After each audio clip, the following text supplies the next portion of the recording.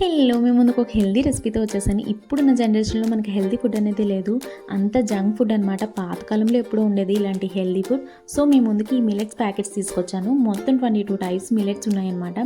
ఇందులో ఏంటంటే రాజ్మా, కాజు, బాదం, కొర్రలు, సాములు, గుమ్మడి గింజలు, ఫ్లెక్స్ సీడ్స్, సన్ఫ్లవర్ సీడ్స్, ఇంకా చాలానే ఉన్నాయి. వాటి నేమ్స్ అయితే నాకు తెలీదు. ఇవన్నీ వేయించుకోవాలి. వేయించుకున్న తర్వాత 1 కేజీ సోల్ అయితే ఇందులో నేను కలుపుకున్నాను.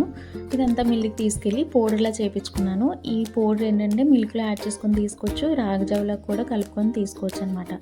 దీనివల్ల బెనిఫిట్స్ ఏంటంటే హెయిర్కి, స్కిన్కి, కంప్లీట్ హెల్త్ ప్రాబ్లమ్స్కి, పీరియడ్స్కి, బీపీకి, షుగర్కి కంప్లీట్గా యూజ్ అవుతుంది. చిన్నపిల్లల నుంచి పెద్దవాళ్ళ వరకు ఎవరైనా ఇది తీసుకోవచ్చు.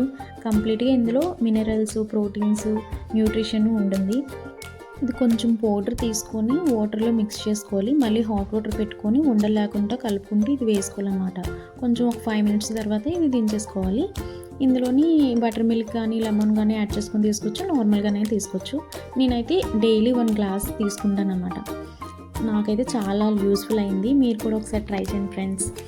ఇలాంటి వీడియోస్ కోసం do visit and do follow for more.